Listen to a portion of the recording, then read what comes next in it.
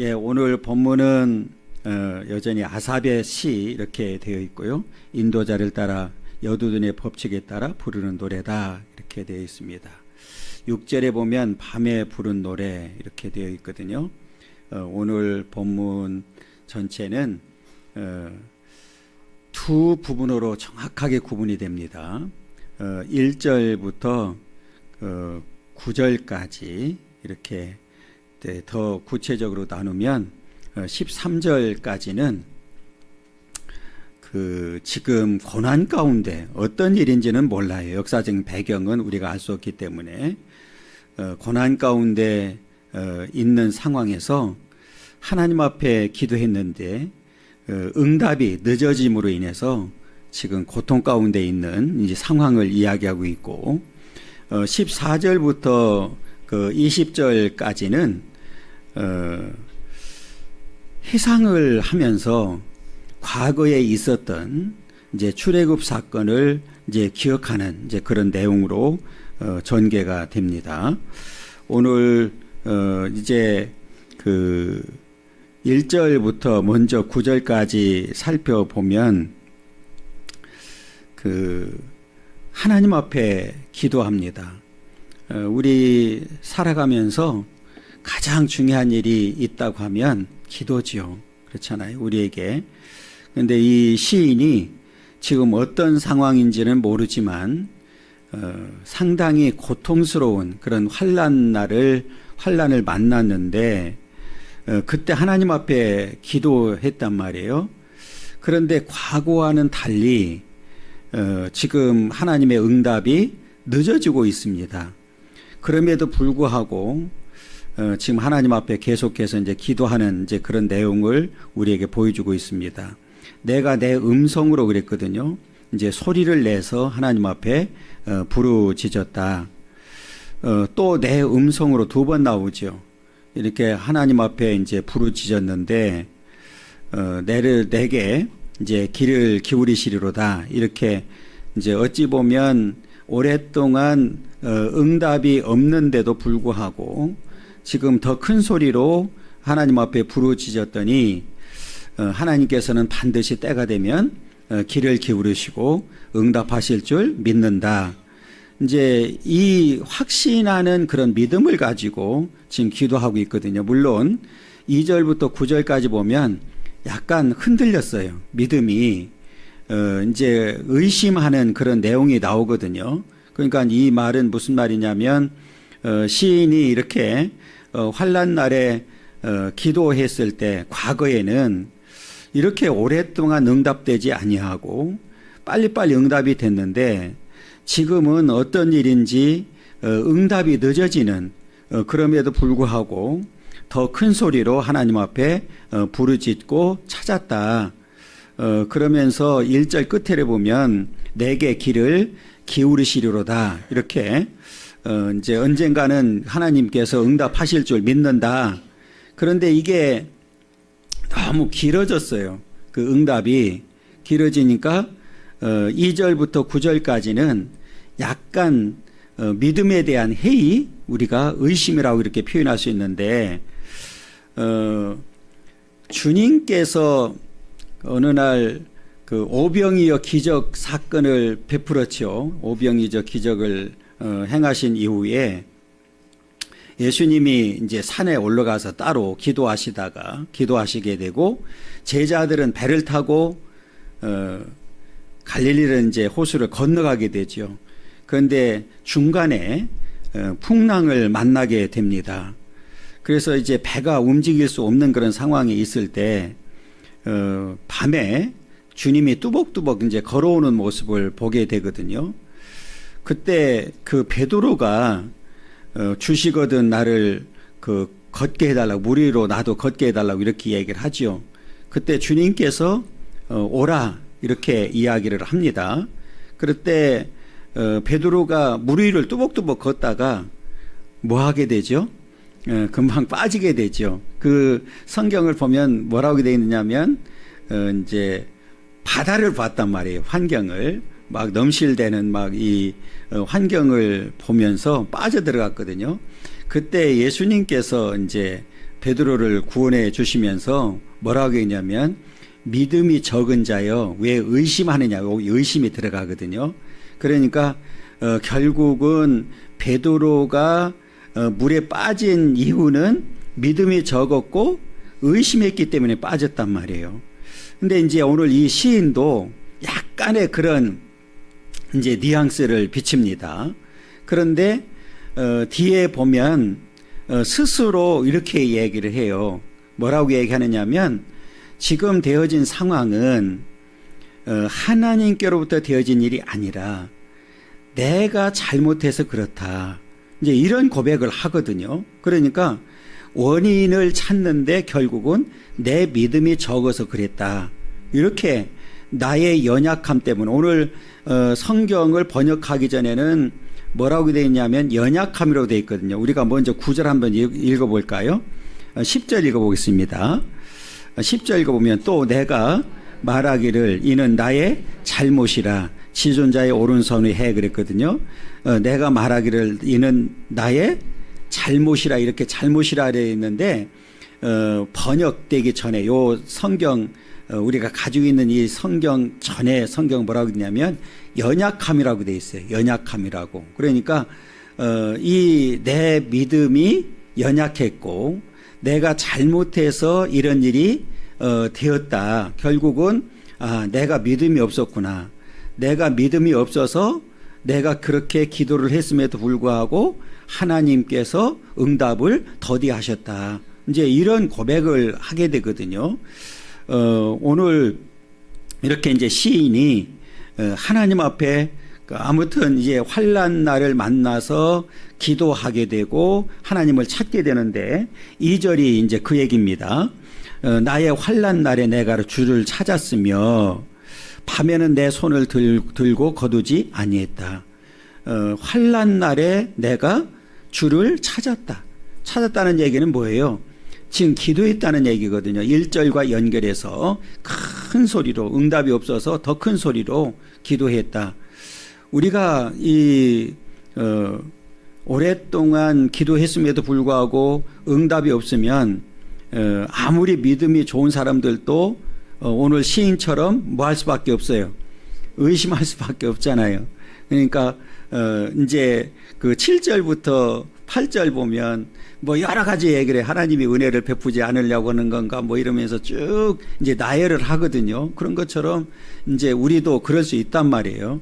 그런데 이제 성경에 보면 끈질긴 기도를 하라고 명령을 하거든요. 그러니까 언제까지 기도해야 된다? 이루어질 때까지, 응답될 때까지 기도해야 된다는 거죠. 그래서 예수님께서 한 비유로 누가복음에 14장 이렇게 가보면 비유로 말씀한 게 있는데 한 마을에 불의한 재판관이 하나 있어요. 이게 막무가내란 말이에요. 지멋대로 하는 거예요. 불의한 재판관은 자기 마음에 들면 이제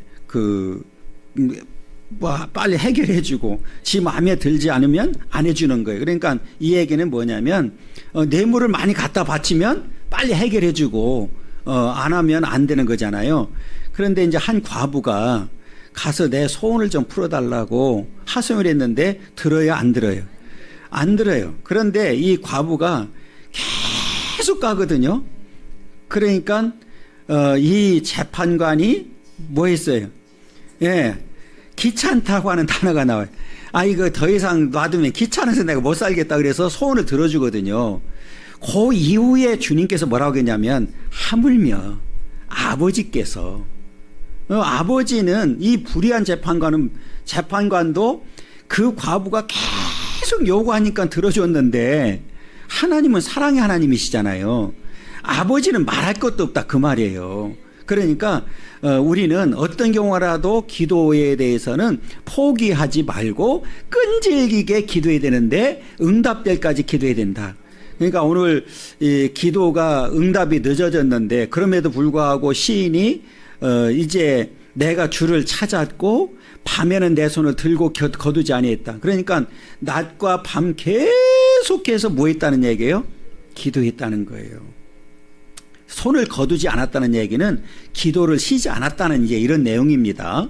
그러면서 내 영혼이 위로를 받기를 거절했다. 이 말은 뭐예요?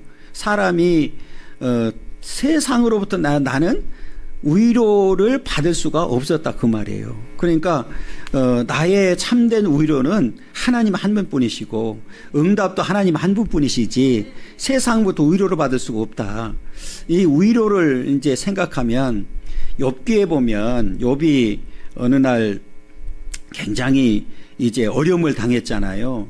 그 이제 자녀들이 그 다 죽고 재산을 다 뺏기고 자기 몸은 만신창이가 되고 자기 사랑하는 아내는 당신이 믿는 하나님을 저주하고 죽으라고 그러고 그때 이제 친구들이 찾아오잖아요. 그 성경에 보면 친구들이 일주일 동안 꼬박 같이 있었어요. 그러면서 통곡도 하고 그랬거든요. 그런데 나중에는 언쟁이 벌어져요. 싸움이 벌어져요. 욥하고 친구들하고 위로는커녕 뭐가 됐어요? 오히려 싸움으로 번져버렸거든요. 그러니까 이 얘기를 제가 말씀드리는 뭐냐면 오늘 이 시인도 내 영혼이 위로받기를 거절했다. 나는 세상으로부터 누구로부터 위로를 받기를 거절했다. 우리가 사람은 위로한다고 하면서 때로는 오히려 뭐가 될 수 있어요? 상처가 될 수 있거든요. 그래서 우리가 이제 그 말도 조심해야 되는 이유가 거기 있고 나는 좋게 말한다고 했는데 상대방이 받아들일 때는 굉장히 기분 나쁠 수 있거든요. 그러니까 이 말이라는 게 우리가 그러잖아요. 어다르고 아다르다는 얘기를 하는 이유가 바로 그거거든요. 그러니까 차라리 그냥 아무 말 안 하는 게 낫다니까. 요즘 이제 말 한마디 하면 꼬투리 잡아가지고 정쟁을 삼잖아요. 정치인들 보니까. 그러니까 지금 이제 여야 정치인들이 다 가가지고, 이제 수해 복구하는 데 가서 지금 더운데 일하는 게 쉽지가 않죠. 우리 광명시에도 그 자원봉사 센터를 중심으로 해가지고 청주에 갔다 오고 해서 사람들 만났더니 감기 걸리고 회의를 갔는데 갑자기 마스크를 다 나눠주는 거예요. 왜 마스크를 또 써야 되냐 그랬더니 수해 복구 갔다 왔는데 몸이 너무 안 좋은 거예요. 그러니까 혹시 지금 코로나가 걸렸는지 지금 자가 키트로는 안 나오는데 몸이 너무 안 좋으니까 피해를 줄까봐 본인도 썼지만 썼으면 좋겠다 이렇게 이야기를 하더라고요. 제가 이제 말씀드리신 거는 항구령을 내렸거든요. 항구령이 뭐냐면 가서 그냥 일만 하라는 거예요. 왜냐하면 말하다가 보면 실수하는 거예요. 그냥 그게 일하고도 욕먹고 그냥 그게 정쟁거리를 주고 하니까 제발 입 다물라고 이 항구령을 내려가지고 마이크를 갖다 대도 얘기를 안 하는 거예요. 왜냐하면 정치인들이 말하기 좋거든. 그 마이크를 갖다 놓으면요 오죽하면 정치인들은 나쁜 기사라도 계속 나오기를 원하는 게 정치인들이래요. 그 자기들 이름이 계속 나와야 되니까 묻혀지면 안 되니까. 그런데도 불구하고 함구하는 거예요. 왜? 말 실수 때문에 그런 거예요. 그러니까 말 많으면 안 돼. 말 많으면. 그래서 오늘 여기서도 누구로부터 위로받기를 나는 거절했다. 그러니까 세상으로부터는 위로받을 길이 있어요? 없어요? 없다 그 말이에요. 그러니까 나는 그냥 하나님께로부터 위로받기를 원하고 오직 하나님께만 기도하기를 원한다. 그래서 나는 기도하는데 내가 응답이 늦어지고 있지만 내 음성으로 크게 하나님 앞에 소리 지르면서 내가 기도하고 있다 그 얘기예요. 그런데 너무 늦어져. 그러니까 이게 불안하네. 근심하네. 그 말이 그대로 나와요. 3절에. 여러분 하나님을 기억하고 하나님을 생각하면 근심하고 불안해야 됩니까? 기뻐하고 좋아야 됩니까? 하나님을 기억하면 기뻐하고 좋아야 되잖아요. 그런데 하나님을 기억하는데 지금 뭐가 나와요? 3절 보세요. 내가 하나님을 기억하고 불안하여 근심하니 내 심령이 상하도다. 아니 하나님을 기억하는데 불안하고 근심하고 내 심령이 상할 정도가 됐다. 이건 뭐예요? 앞에 제가 답을 줬어요. 기도 응답이 늦어지는 거예요. 아니 하나님 과거에 이러지 않았는데 그럼 내가 기도하면 응답이 됐는데 왜 이렇게 늦어지지? 그러면서 막 불안한 거예요. 근심하는 거예요. 그러니까 이 얘기는 뭐냐면 앞에 제가 말씀드렸어요. 베드로를 향해서 믿음이 적은 자여 왜 의심하느냐 했던 대로 의심이 들어가는 거예요.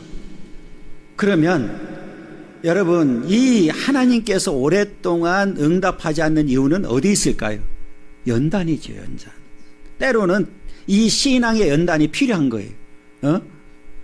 그런데 그것을 견디지 못하면 결국은 주저앉을 수밖에 없는 거죠.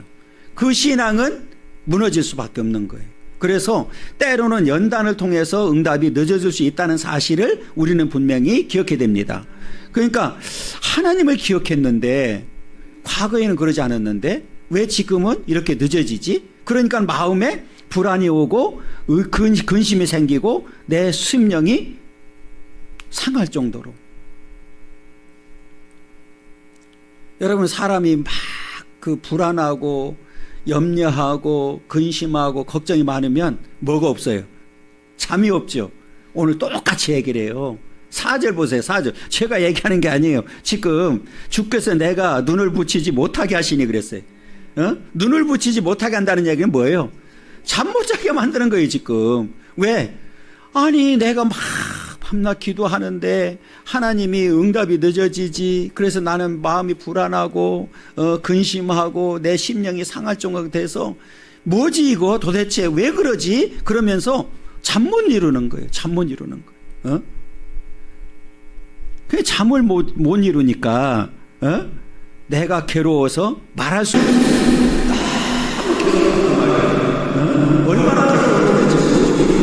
그러니까 오늘 이 시간이 믿음이 굉장히 좋으신 하고 우리한테 나타나는 사실을 보여주고 이게 인간이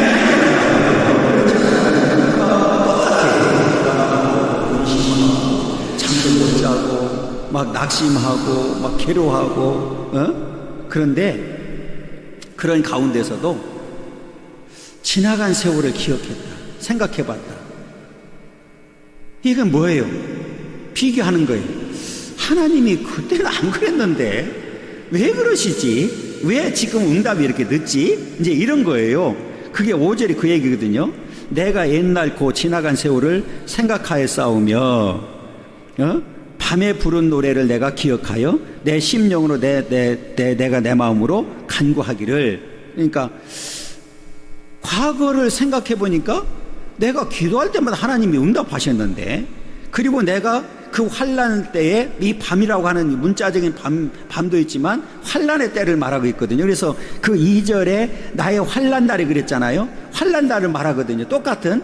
그러니까 그때 환난 날에는 내가 하나님 앞에 노래를 불렀는데 노래를 내가 기억한다. 밤에 부른 노래를 내가 기억한다. 이 얘기는 뭐예요? 환난 날에 내가 노래를 불렀다는 얘기는 응답받아서 하나님 앞에 찬송으로 영광 돌렸다, 그 말이거든요. 그러니까 그때는 내가 하나님 앞에 참 막 영광 돌려드리고 찬양하고 막 기뻐하고 감사하고 했는데 왜 지금 이러지? 왜 그렇지? 그러면서 내 심령으로 내가 내 마음으로 간구했다. 여전히 그럼에도 불구하고 이 시인은 기도의 끈을 놓지 않았다, 이제 이 말이잖아요. 그러니까 분명히 과거를 회상해 보면 과거에는 하나님께서 그렇게까지 늦게 응답이 없었는데 지금은 이상하게 응답이 늦어진다. 그럼에도 불구하고 나는 기도의 끈을 놓지 아니하고 여전히 하나님 앞에 간구하기를 그치지 않고 있다.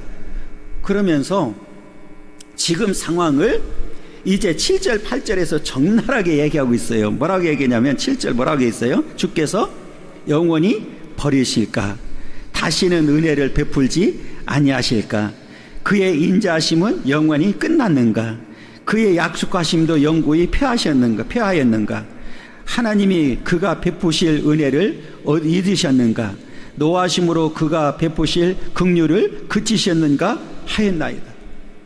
그러니까 이게 잠도 안 오지 별 생각을 다 하는 거예요. 지금 하나님이 나를 버렸나? 하나님이 은혜를 베풀기를 그쳤나? 뭐 이제 이 쭉 7절부터 9절까지는 여러분 이런 생각을 여러분들은 안 해요? 할 수밖에 없잖아요. 오랫동안 이렇게 되면은 막 힘들면 너무 지치다 보면 야, 하나님이 나를 버렸나? 뭐 이런 생각도 할 수 있잖아요. 그런데 앞에 이제 먼저 우리가 읽었던 대로 이 시인이 위대하다고 하는 사실은 이제 10절에서 발견하게 돼요. 10절을 우리 한번 읽겠습니다. 또 내가 말하기를 이는 나의 잘못이라 그랬어요. 내 잘못이라, 내 잘못. 내 잘못이지 하나님의 잘못이 아니다, 이제 이 말이거든요. 그러니까 지금 응답받지 못하는 원인을 누구한테 찾았어요? 자신에게서 찾은 거예요. 이게 위대한 거예요. 앞에 제가 말씀드렸던 대로 번역되기 전에 성경은 연약함, 나의 잘못을 연약함이라고 그렇게 표현했거든요. 아, 나의 믿음이 부족하고 연약한 결과구나, 이걸 깨닫게 된 거예요. 그러니까 여러분, 결국은 응답받지 못하는 그 원인은 결국은 누구한테 있다는 사실을 나한테 있다. 내가 믿음이 적었다든지 때로는 의심했다든지 이런 부분이지 결국은 하나님께 원인이 있지 않았다. 그런데 사실은 지금 성경을 여기 가만히 살펴보면 7절부터 9절을 보면 무슨 까까까까까 그랬잖아요, 그렇죠? 그러니까 약간의 뭐가 있었어요? 의심하는 게 있었단 말이에요. 의심이 있었단 말이에요.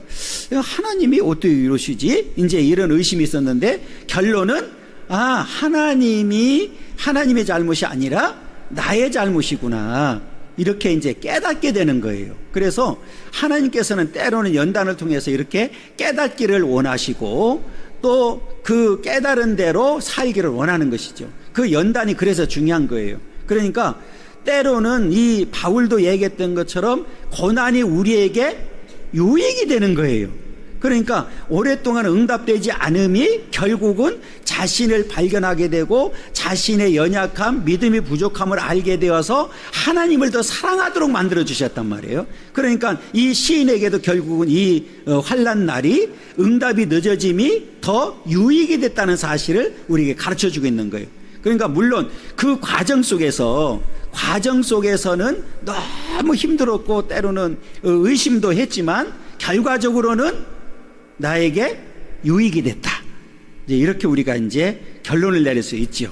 그래서 이렇게 그 1절부터 9절까지를 살펴보면 아무튼 하나님 앞에 간절히 기도했는데 응답이 늦어짐으로 인해서 때로는 조금은 믿음이 흔들리고 의심하긴 했지만 결론은 나의 잘못이었다는 사실을 스스로 고백하게 됩니다. 그러면서 지존자의 오른손에 해 그랬거든요. 지존자는 어떤 분일까요? 아주 높으신 하나님을 표현할 때 쓰거든요. 뭐 만유의 주재자, 천지의 뭐 주재자, 이런 말을 쓴단 말이에요. 지존자. 그리고 오른손은 능력을 말하잖아요. 그죠? 능력. 그래서 지존자의 오른손에 해라고 할 때는 하나님께서 베풀어 주시는 은혜와 축복을 이야기합니다. 그러면 이 시인이 왜 나의 잘못이라고 이야기를 하면서 지존자의 오른손에 해를 이렇게 썼느냐면 지존자의 왼손에 해도 있다는 얘기를 전제하고 싶은 거예요. 그러면 오른손은 지금 제가 말씀드린 대로 하나님께서 베풀어 주신 은혜와 축복을 상징한다고 하면 오늘 왼손의 해는 고난을 이야기합니다. 그러니까 지금 하나님께서는 지존자의 왼손의 해를 통해서 나에게 이 고난을 줬다. 그런데 그 고난 가운데서 나는 나를 발견하게 되었고 나의 잘못임을 깨닫게 되었다. 이제 이걸 고백하고 싶은 거예요. 그러니까 이 말은 뭐냐면 우리가 그냥 예수 믿으면 만사 형통이 맨날 지존자의 오른손에 해만 있는 게 아니라 지존자의 왼손에 해도 때로는 고난과 환난도 있다는 사실을 우리는 분명히 기억해야 됩니다. 그러면 그 환난을 만났을 때에 오늘 이 시인처럼 우리는 하나님 앞에 뭐 하는 자가 되어야 된다?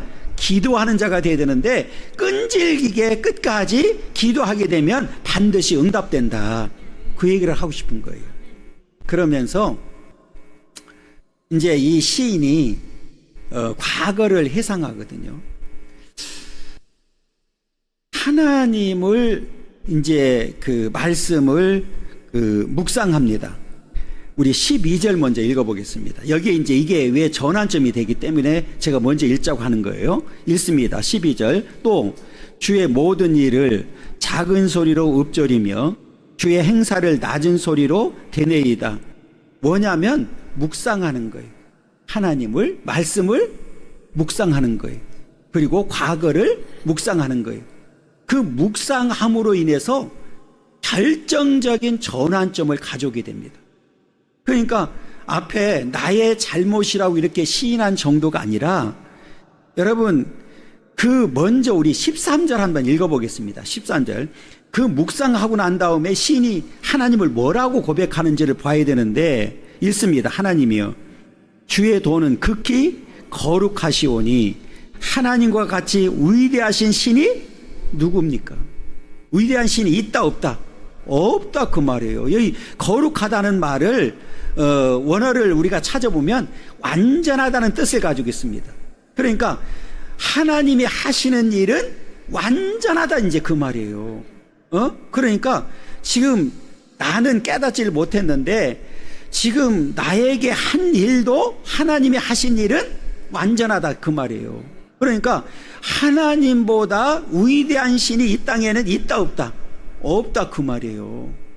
그러면서 무엇을 해상하느냐면 10절부터 20절까지는 홍해바다 사건을 기억하는 거예요.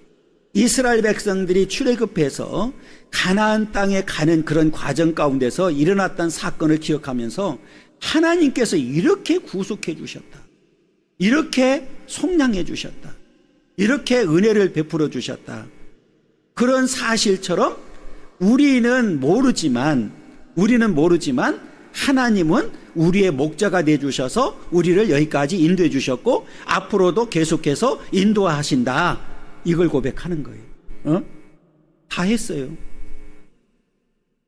하셔도 된다니까. 이제 10절부터는 홍해바다 사건이라고 그랬잖아요. 자, 이제 기억하는 거예요. 11절 보면 곧 여호와의 일들을 기억하며, 여호와의 일들, 그러니까 과거에 하나님께서 베풀어 주셨던 일들을 일일이 기억해 보는 거예요. 기억하는 가운데 주께서 옛적에 행하신 기이한 일을 기억하리이다 그랬어요. 옛적에 행하신 기이한 일을 기억했다. 앞에 제가 말씀드린 대로 뭐를 기억했어요? 이스라엘 백성들이 출애굽해서 광야를 가는 동안에 있었던 사건을 기억하는 거예요. 왜냐하면 이스라엘 백성들에게 있어서 가장 큰 구원의 역사는 출애굽 사건이거든요. 우리가 잘 아는 대로 10가지 재앙이 있었고 마지막에 이제 장자가 죽는 일이 생기고 난 다음에 바로가 그동안에 완악해가지고 내보내지 않다가 이제 내보내주잖아요, 이스라엘 백성들을. 이제 그런 과정을 지금 설명하는 겁니다. 자, 14절에 보면 주는 기이한 일을 행하신 하나님이시라 민족들 중에 주의 능력을 알리시고 그랬어요. 기이한 일, 앞에 제가 계속해서 11절에도 기이한 일, 옛적에 행하신 기이한 일, 오늘 14절에서도 기이한 일, 이거는 홍해바다 사건을, 출애굽 사건을 이야기하는 겁니다. 그러니까 지금 이스라엘 백성들에게 있어서 가장 크고 기이한 일은 출애굽 사건이거든요. 그러니까 지금 이스라엘 백성들 입장에서는 노예에서 스스로 벗어날 수 있는 길이 있었어요, 없었어요? 없었어요. 그런데 하나님께서는 모세와 아론을 통해서 이제 역사해 주셨는데, 우리가 잘 아는 대로 이렇게 이제 10가지 재앙을 행하게 되고, 지금 출애굽 사건을 통해서 오늘 본문에 보면 민족들 중에 주의 능력을 알리셨다. 그러니까 당시의 상황적으로 이스라엘 백성들의 출애굽하고 홍해바다를 건너고 가나안 땅에 가는 이 역사 가운데 지금 당시에는 이스라엘이라고 하는 이름만 들어도 주변에 있는 나라들이 벌벌 떨었거든요. 왜? 누가 계시기 때문에? 하나님의 능력을 알고 있었기 때문에. 그러니까 지금 이스라엘 백성들이 출애굽한 이 사건을 통해서 모든 민족들 중에 하나님의 능력을 알려주셨어요. 지금 하나님의 능력이 얼마나 컸었는지를 이제 이야기를 하면서 주의 팔로 주의 백성 곧 야곱과 요셉의 자손을 속량하셨나이다. 여기 주의 백성 곧 그랬잖아요. 이건 야곱이나 요셉은 결국은 주의 백성이라고 하는 동일한 의미를 가지고 있습니다. 그러면 왜 야곱을 했느냐? 야곱의 자손들을 통해서 12지파가 형성이 됐단 말이에요. 그러니까 이스라엘을 대표할 때는 반드시 몇 지파가 들어가야 돼요? 12지파입니다. 그 다음에 요셉은 이스라엘 백성들을 살렸던, 보호했던 자이고, 요셉이 죽으면서 뭐를 유언했느냐면 반드시 하나님께서 출애굽을 시킨다. 그리고 가나안 땅에 가도록 만들 거니까 그때 너희들이 출발할 때 내 유골도 가지고 하라고 그랬거든요. 그러니까 지금 여기서 야곱과 요셉의 자손을 속량하셨다. 야곱과 요셉이 들어간 이유가 바로 여기 있어요. 그러니까 하나님께서 주의 백성을 속량하셨다. 속량이라는 얘기는 뭐냐면 대신 지불했다는 의미를 가지고 있으니까 그 이스라엘 백성들이 지불해야 될 대가를 하나님이 지불하시고 그들을 속량했다. 구원시켜 주셨다. 그 말이거든요. 그런데 뭘로? 주의 팔로 그랬거든요. 그러니까 지금 당시에 역사적으로 문자적으로 보면 모세와 아론을 통해서 역사하셨거든요. 그러니까 모세는 우리가 이제 쉽게 말하면 정치적 지도자이고 아론은 종교적 지도자입니다. 그러니까 당시에 모세와 아론을 통해서 역사하셨지만 사실은 모세와 아론도 하나님께서 쓰시는 도구에 불과한 거거든요. 그러니까 궁극적으로는 누가 역사하신 거예요? 뒤에서 다 하나님이 역사하신 거예요.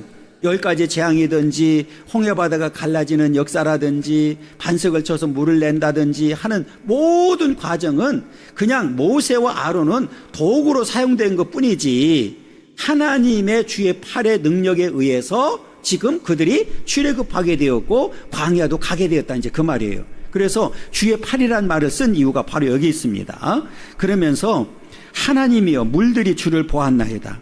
물들이 주를 보고 두려워하며 기품도 진동하였습니다. 이게 뭐예요? 홍해바다가 갈라진 사건을 말하는 거예요. 지난번에도 말씀드렸지만 이스라엘 백성들이 출애굽해서 광야에 가자마자 하나님께서 역사하신 게 뭐냐면 구름기둥과 불기둥입니다. 우리가 구름기둥과 불기둥을 얘기할 때 낮에는 더우니까 시원하게 해주고 밤에는 추우니까 따뜻하게 해주고 이제 이것만 생각하면 안 되고 구름기둥과 불기둥의 가장 중요한 의미는 뭐냐면 하나님이 임재하심입니다. 그래서 이 구름기둥과 불기둥이 떠났어요? 안 떠났어요? 40년 동안 안 떠났어요. 이 얘기는 뭐냐면 하나님이 너희와 함께 한다는 역사예요. 하나님이 임재하심을 보여주는 거예요. 이제 물론 낮에는 더우니까 시원하게 만들어주고 밤에는 추우니까 따뜻하게 만들어주는 의미도 있지만 더 중요한 의미는 뭐냐면 하나님의 임재하심입니다. 그러니까 하나님이 너희와 함께하고 있다. 그래서 내가 너희들을 보호하고 지키시고 함께한다. 그러니까 항상 보면 하나님이 먼저 앞서 가셨거든요. 그렇잖아요. 그러니까 오늘 여기서는 그렇게 이제 물들이 보았고 그 다음에 물들이 주를 보고 두려워하며 기품도 진동했다. 이렇게 불기둥과 구름기둥이 낮에 따로 밤에 따로 역사했다가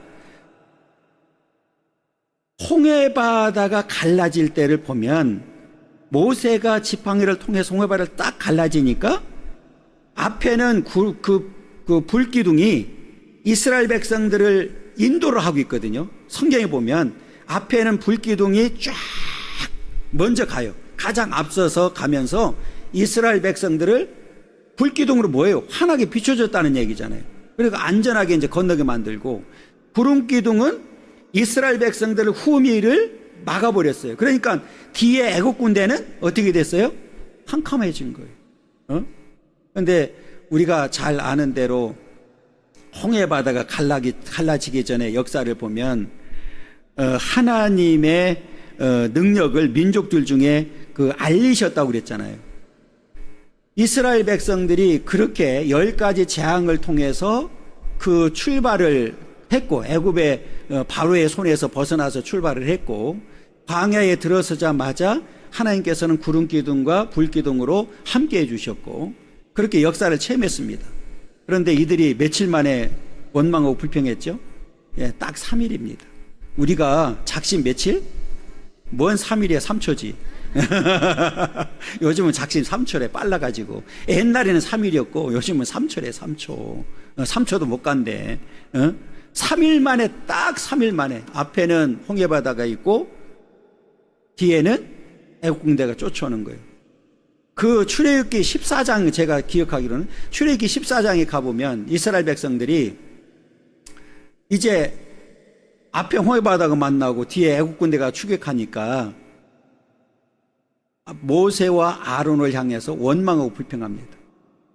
애굽에 매장지가 없어서 매장지가 없어서 여기로 이끌어냈느냐, 우리가 얘기하지 않았느냐, 그냥 내버려 두라고, 그냥 애굽 사람들을 섬기는 것이 이 광야에서 죽는 것보다 낫겠다, 이렇게까지 얘기를 해요. 그러면서 원망 불평하거든요. 그런데 여러분, 오늘 기품도 진동했다. 기품도 진동했다. 요 말을 하고 싶은 거예요. 기품도 진동했다는 얘기는 뭐냐면, 여러분, 바닷속에 하나님께서 이 길이 있다는 사실을 이 백성들은 알아요, 몰라요? 하나님은 이미 바닷속에 뭐를 내놨어요? 길을 다 내놓고 있는 거예요. 그런데 우리 사람은 인간의 한계가 있기 때문에 알았어요, 몰랐어요? 그러니까 원망하고 먼저 불평할 수밖에 없는 거예요. 그런데 여기서 우리가 기억해야 될 것은 뭐냐면, 우리도 똑같아요. 이스라엘 백성들처럼. 우리 이제 영적 이스라엘이 됐잖아요. 여러분, 분명히 하나님은 이스라엘 백성들을 이렇게 출애굽시켜서 구원시켰다고 하면 그들이 가는 동안에 문제가 있을까요, 없을까요? 없지요. 마찬가지로 저와 여러분들이 이 땅에서 이제 구원시켜서 이제 천국을 향해서 가는 동안에 물론 환난도 있고 여러 가지 일을 만날 수 있지만, 그럼에도 불구하고 우리에게는 뭐가 있다? 길이 있다는 거예요. 나는 모르지만 하나님은 이미 우리가 가야 될 길을 다 뭐 했어요? 예비해 놓으신 거예요. 다 열어놨단 말이에요. 그러니까 우리는 그냥 그 믿음으로 가면 되는데, 그런데 때로는 오늘 시인처럼 의심도 하고 불안도 하고 근심도 하고 이럴 수 있거든요. 그러니까 우리는 어떤 경우라도 불안하거나 근심하거나 염려하거나 걱정하지 말고 낙심하지 말고 우리는 믿음으로 나가면 된다. 그러니까 오늘 여기 오늘 본문에서도 기품도 진동했다. 구름이 물을 쏟고 궁창이 소리를 내며 주의 화살도 날아간다. 이게 뭐를 말할까요? 여러분, 우리가 구름이 많이 끼면 비가 온다고 하는 사실을 알고 있잖아요. 자, 성경에 보면 지금 홍해바다가 딱 갈라져서 양쪽에 뭐라고 표현했냐면 기둥처럼 보였거든요. 그러니까 그 이스라엘 백성들이 그 깊음, 여러분, 홍해바다가 우리가 그냥 발목 해서 이렇게 건널 정도면 홍해바다라고 얘기할 필요가 있어요, 없어요? 없지요. 그렇잖아요. 어느 신학교에서 교수가 홍해바다 이야기를 하면서 무슨 홍해바다가 갈라지냐, 그냥 갈 때 가해로 돌아갔지. 그렇게 실제로 가르치는 데가 있거든요. 여러분, 그럼 만약에 그렇다고 하면 이 사람은 하나를 알고 둘은 모르는 거야. 그 무식한 놈을 내가한테 데려와야 되는데, 야, 보세요. 왜 하나님께서 길이 여러 가운데 있어요. 홍해바다를 건너서 가는 길도 있고 그 말대로 돌아서 갈 수도 있는 길도 있고 여러 길이 있어요. 그 애굽에서 이스라엘에 가는 길이 통로가 여러 가운데 있는데 왜 하나님은 하필이면 홍해바다를 택했을까? 왜 그랬을까요? 여러분 잘 기억해야 될 게 뭐냐면 만약에 그 교수가 말했던 대로 갈대밭으로 돌아갔다 그러면 여러분 애국 군대가 가만두었을까요?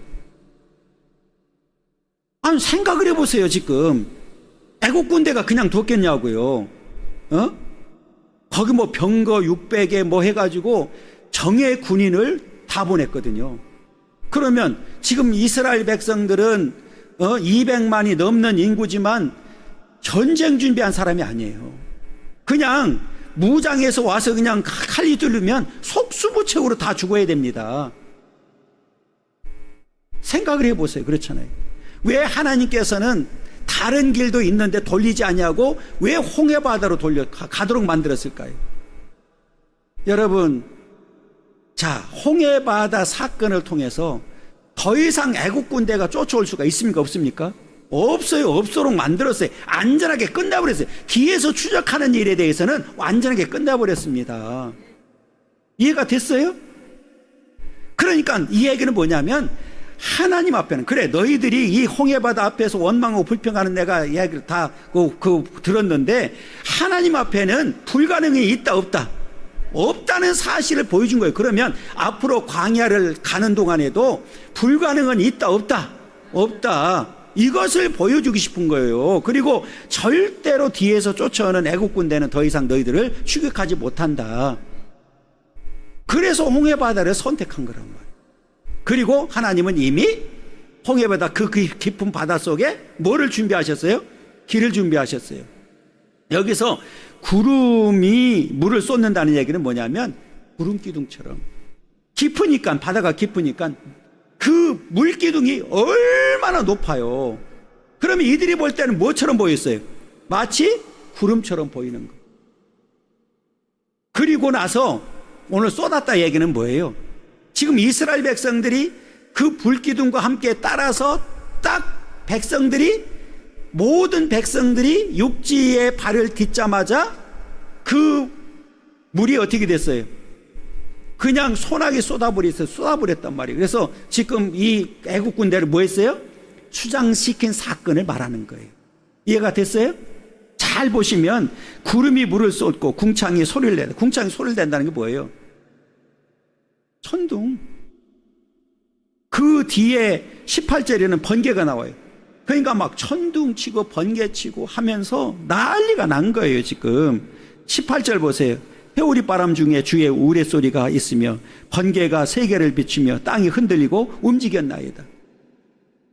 그래서 하나님께서 그 깊음 속의 길을 쫙 내주셨단 말이에요. 그리고 안전하게 성경에 보면 거기 출애굽기 보면 뭐라고 했냐면 이스라엘 백성들은 마른 땅같이 건넜다고 그랬어요.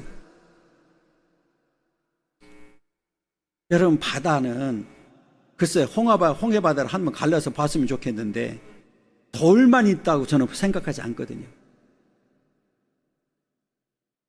물이 쫙 빠지면 진흙하고 뻘하고 사람이 잘못하면 빠져 죽을 수도 있거든요. 그런데 하나님께서는 길을 내시는데 완벽하게 내셨다 그 말이에요. 마른 땅같이 건너도록 만들어 주셨어요. 이게 하나님의 은혜고 역사인 줄 믿습니다. 그러니까 그 사건을 지금 기억하는 거예요. 이 시인이 하나님이 기이한 이렇게 역사하셨는데 그러면서 뭐라고 얘기했냐면 19절 보세요. 주의 길이 바다에 있었고 할렐루야. 여러분 이 백성들은 모르니까 계속해서 뭐 하는 거예요?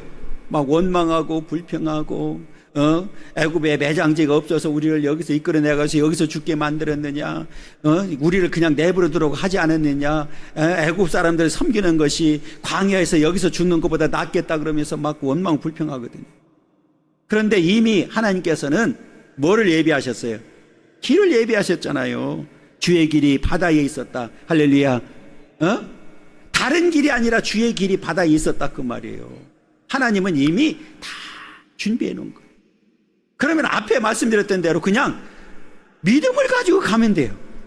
여러분 한번 생각해 보자고요. 이스라엘 백성들이 딱 3일 만에 원망 불평했어. 원망하고 불평해 가지고 바뀌어진 게 있어요, 없어요? 없어요, 없어. 1년 만에 1년 이제 뭐 마라 사건은 이제 지나고 1년 만에 가데스 바네아에서 12지파에서 한 명씩 나와가지고 정탐을 보내잖아요. 그때 얼마나 원망 불평했어요. 모세를 막 죽이려고까지 했죠. 그래서 하나님께서는 그 원망과 불평 때문에 오히려 40년을 더 돌게 만들었단 말이에요. 여러분 원망과 불평을 해가지고 달라진 게 있습니까? 더 비참해졌단 말이에요. 그러니까 오늘 이 얘기는 뭐냐면 이 말씀을 통해서 우리는 원망과 불평 대신에 오히려 하나님의 은혜를 기억하고 하나님 앞에 기도하게 되면 하나님께서는 우리의 길을 열어주신다 그 말이에요. 주의 길이 바다에 있었고 주의 곧은 길이 큰 물에 있었으나 주의 발자취를 알 수 없었나이다. 어떻게 알아? 쥐들이 알면 하나님이지. 모르니까 원망하고 불평한 거지. 그런데 우리는 이미 이 이스라엘 백성들은 사실은 불평하고 원망하면 안 되는 이유가 있어요. 그게 뭐냐면 앞에 이미 뭐 했기 때문에 출애굽 사건을 통해서 10가지 재앙을 통해서 하나님의 살아계심을 뭐 했어요? 이미 체험한 자들이란 말이에요. 오늘날 우리가 원망하고 불평하면 안 되는 이유가 있어요. 왜 그래요? 이 성경을 통해서 다 가르쳐 줬잖아요. 그렇잖아요. 성경을 통해서 우리에게 다 우리의 길을 가르쳐 줬기 때문에 우리는 그냥 믿음으로 나가면 되지 어떤 경우로도 원망하고 불평하면 안 된다 그 말이에요. 그러면서 이 시인이 결론은 뭐냐? 우리 하나님은 선한 목자였다. 이걸 고백하는 거예요. 그게 이제 20절이거든요. 읽어보세요. 주의 백성을 양떼같이 모세와 아론의 손으로 인도하셨나이다. 이 앞에 말씀드렸더니 모세 아론은 그냥 도구에 불과한 거지 모세와 아론이 한 게 아니에요. 모세도 아론도 누구의 능력을 힘입어서? 하나님의 능력을 힘입어서 행한 거예요. 뒤에서 역사하신 분은 누굽니까? 하나님이 친히 목자가 되어 주셔서 양떼같이 인도해 주셨어요. 여러분 우리의 목자는 우리 예수님이십니다. 우리의 선한 목자가 되어 주셔서 여기까지 인도해 주셨고 앞으로도 우리를 인도해 주셔서 마지막까지 승리하게 될 줄 믿습니다. 이 믿음이 우리 믿음이 돼야 된단 말이에요. 그래서 오늘 길지만 1절부터 20절까지 해야 되는 이유가 여기 있어요. 중간에 끌어버리면 이게 끊겨가지고 연결이 안 돼요. 다음 주에 하면은 앞에 뭐 했는지 몰라. 그래서 너 캄캄 나 캄캄 그러니까. 그래서 오늘 길어도 다 한 이유는 이 시인이 그렇게 환난 나를 만나서 하나님 앞에 기도했는데 과거와는 다르게 응답이 없었다. 그래서 의심하고 근심하고 불안하고 했지만 결론적으로는 나의 잘못이었구나. 그러게 주의 오른손에 해가 있는가 하면 주의 지존자의 왼손에 해도 있다. 고난의 때도 있다. 이것을 깨닫게 되었고 그래서 과거를 회상하게 됐는데 이스라엘 백성들이 출애굽해서 가는 과정을 통해서 하나님의 역사하심이 얼마나 큰지를 알게 된 거예요. 그럼 오늘날 우리에게 요구하는 것은 똑같아요. 우리에게도 지존자의 왼손에 해 때가 있다. 고난의 때는 반드시 온다. 그러면 그때는 우리는 어떻게 해야 되느냐? 끈질기게 믿음으로 나가면 된다. 그러면 우리는 바다에 주의 길을 예비했던 역사처럼 우리 앞에도 주의 길은 항상 준비되어 있다. 오늘 믿음으로 나아가는 그런 삶이 되기를 간절히 소망합니다.